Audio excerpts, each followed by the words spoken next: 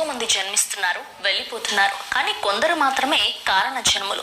వారు లోకంలో శారీరకంగా లేకున్నా అంతా వారిని శాశ్వతంగా స్మరిస్తూనే ఉంటారు. అటువంటి మహామహుల్లో ఒకరు డాక్టర్ సర్వేపల్లి రాధాకృష్ణన్ గారు.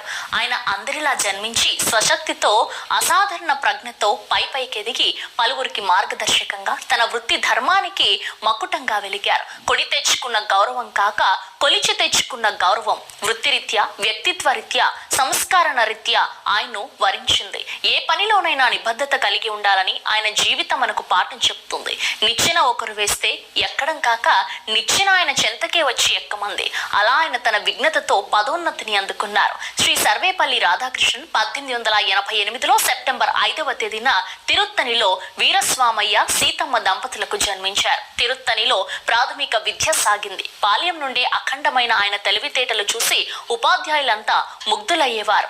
ఆ తర్వాత కళాశాల విద్య కొనసాగింది. మద్రాసు క్రిస్టియన్ కాలేజీ నుండి ఎంఏ పట్టా పొందారు. విద్యార్థిగా ఉన్నప్పుడే మనస్తత్వ శాస్త్రంపై బాగా అధ్యయనం చేసి ఆయన ఇచ్చిన ఉపన్యాసాలు అందరినీ ఆకట్టుకునేవి. రాధాకృష్ణన్ కు 16వ ఏటనే శివకామేశ్వరితో సాంప్రదాయం ప్రకారం వివాహం జరిగింది. వీరికి 5 కుమార్తెలు, 1 కుమారుడు. ఆయన సతీమణి 1956లో 51 సంవత్సరంలో మరణించారు. ఆయన 21 సంవత్సరాల వయసులోనే మద్రాసు ప్రెసిడెన్సీ కాలేజీలో అధ్యాపకునిగా పనిచేశారు. తత్వశాస్త్రంలో ఆయన ప్రతిభను తెలుసుకున్న మైసూరు విశ్వవిద్యాలయం ఆయన్ని ప్రొఫెసర్ గా ఆహ్వానించింది. ఆయన ఉపన్యాసాలు విద్యార్థులను ఎంతో ఆకట్టుకునేవి. నిశ్చలంగా కదలక మెదలక ఆయన బోధించే అంశాలను ఎంతో శ్రద్ధగా వినేవారు. ఆయన ప్రతిభ గుర్తుండిన డాక్టర్ ఆశుతోష్ ముఖర్జీ, రవీంద్రనాథ్ ఠాగూర్లు కలకత్తా విశ్వవిద్యాలయ ఆచార్య పదవి చేపట్టమని కోరారు. వారి ఆహ్వానం మేరకు కలకత్తా వెళ్లాలని రాధాకృష్ణన్ నిశ్చయించుకున్నారు. ఇక్కడే ఆయన కీర్తి దశ దిశలా వ్యాపించే సంఘటన జరిగింది. అది చిరస్మరణీయమైంది. రైల్వే స్టేషన్ కు వెళ్లేందుకై గుర్రపు బండిని పిలిపించుకున్నారు ఆయన. తమను వీడి వెళ్తున్న తమ ఉపాధ్యాయునికి వీడ్కోలు చెప్పను విద్యార్థులు ఆయన ఇంటికి వచ్చారు. బండికి కట్టిన గుర్రాలను విడిచి రైల్వే స్టేషన్ వరకు తామే బండిని లాక్కొని వెళ్లారు. విద్యార్థులకు ఆయన పట్ల ఉన్న ప్రేమకు, గౌరవానికి అది నిదర్శనం. విద్యార్థుల భక్తి శ్రద్ధలను గమనించిన రాధాకృష్ణన్ కళ్ళు చెమ్మగిల్లాయి. అది ఆనాటి గురు శిష్యుల పరస్పర హృదయానుబంధం.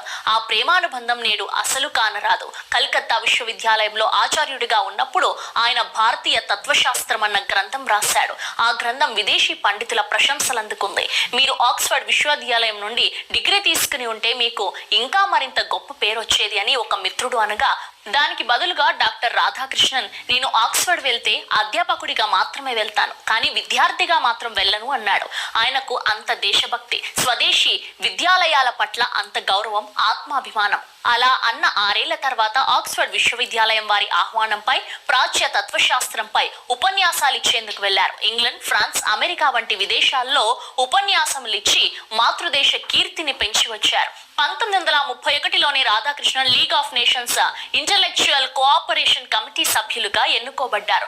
1936లో ఆక్స్ఫర్డ్ యూనివర్సిటీలో ప్రాచ్య మతాల గౌరవ ఉపాధ్యాయుడిగా పనిచేశారు. 1946లో ఏర్పడిన భారత రాజ్యాంగ పరిషత్ సభ్యులయ్యారు. 1947 ఆగస్టు 14, 15 తేదీన మధ్యరాత్రి స్వాతంత్ర్యోద్యమం సందర్భాన శ్రీ రాధాకృష్ణన్ చేసిన ప్రసంగం సభ్యులను ఎంతో ఉత్తేజపరిచింది. 1949లో భారతదేశంలో ఉన్నత విద్యా సంస్కరణలో ప్రవేశపెట్టాలన్న లక్ష్యంతో ప్రభుత్వం ఒక కమిటీ నియమించింది. దానికి అధ్యక్షుడు డాక్టర్ రాధాకృష్ణన్. ప్రధాని నెహ్రూ కోరిక మేరకు డాక్టర్ రాధాకృష్ణన్ 1952 నుండి 62 వరకు భారత ఉపరాష్ట్రపతిగా పనిచేశారు. ఆయనే తొలి ఉపరాష్ట్రపతి. ముఖ్యమైన ఉపనిషత్తులు east and west, some reflection, recovery of faith, ఎర్సల్స్ book in Indian philosophy, concept of life వంటి చాలా గొప్ప గ్రంథాలు రచించారు.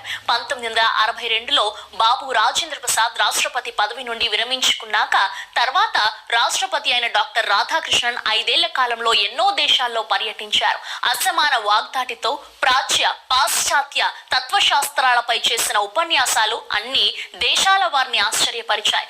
రాధాకృష్ణన్ తన మాటల్లో చాలా చలోక్తులు విసిరేవారు. ఆయన హాస్యం ఎవరిని బాధించేది కాదు. ఆయన ఉపన్యాసాల్లో బాగా చలోక్తులు, హాస్యోక్తులు దొర్లేవి. ఒకసారి సర్ మహమ్మద్ ఉస్మాన్, మద్రాసు రాష్ట్ర మంత్రి డాక్టర్ రాధాకృష్ణన్ ఒకే సభలో మాట్లాడారు. సర్ మహమ్మద్ ఉస్మాన్ గురించి మాట్లాడుతూ, శ్రీ ఉస్మాన్ నాకు చాలా సన్నిహిత మిత్రుడు. ఆయన కాలేజీలో మొదటి సీనియర్, ఆ తర్వాత నా క్లాస్మేట్, తర్వాత నా జూనియర్. నేను మద్రాసులో ప్రొఫెసర్ గా ఉన్నప్పుడు ఆయన అదే యూనివర్సిటీ వైస్ ఛాన్సలర్, నేను వైస్ ఛాన్సలర్ గా ఉన్నప్పుడు ఆయన ఛాన్సలర్ అంటూ హాస్యంగా ఆయన గురించిన సత్యాలు వ్యాఖ్యానించారు రాధాకృష్ణన్. ప్రపంచంలోని అనేక విశ్వవిద్యాలయాలు గౌరవ డాక్టరేట్లతో రాధాకృష్ణన్ ను సత్కరించాయి. 1969లో భారత ప్రభుత్వం వారిని భారతరత్నతో సత్కరించింది.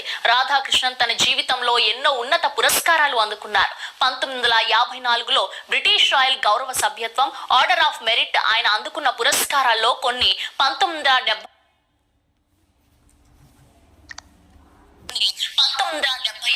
టెంపుల్టన్ బహుమతి ద్వారా లభించిన $96,000 మొత్తాన్ని ఆక్స్ఫర్డ్ విశ్వవిద్యాలయంలో భారతీయ సంస్కృతిపై ప్రసంగాన్నించేందుకు ఏర్పాటు చేశారు.